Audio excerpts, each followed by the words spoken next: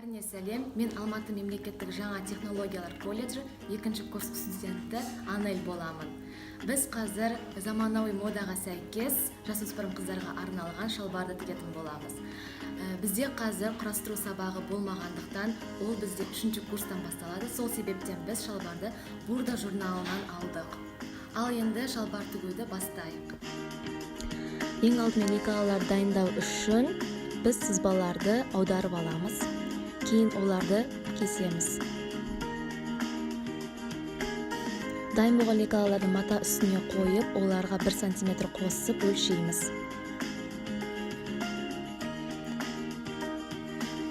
Өлшеп алғаннан кейін матамызды қырқамыз.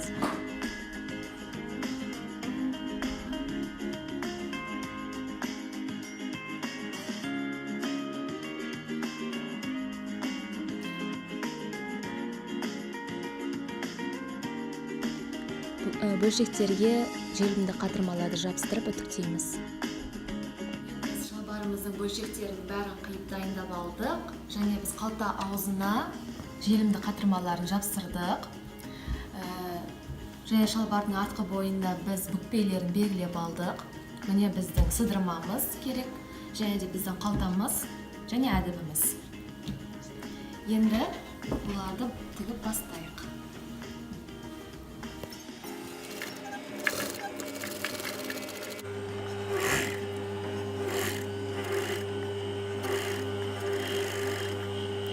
Енді келесі біз джинсымыздың бүйір жағына лампасымызды қойып тігіп шығамыз.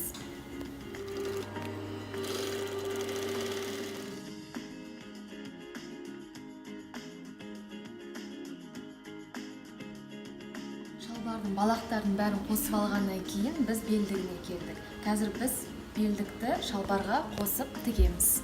Міне бәрін қадап алдық. Қазір осы тігеміз.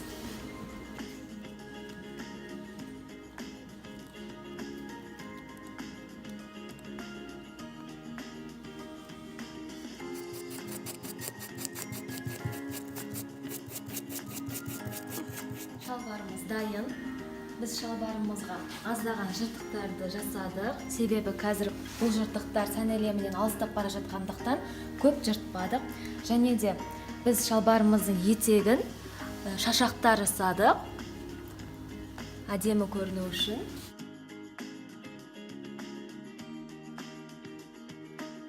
Назарларыңызға көп рахмет. Біздің колледжіміздің каналына жазылып, лайк басуды ұмытпаңыздар.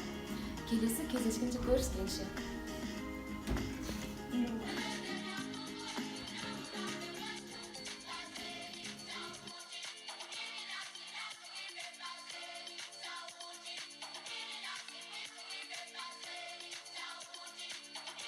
Спасибо большое, Анели, за то, что шила мне такие штаны классные за такое короткое время. Я не ожидала, что можно шить. Подписывайтесь на наш канал. Всех людей. Пока.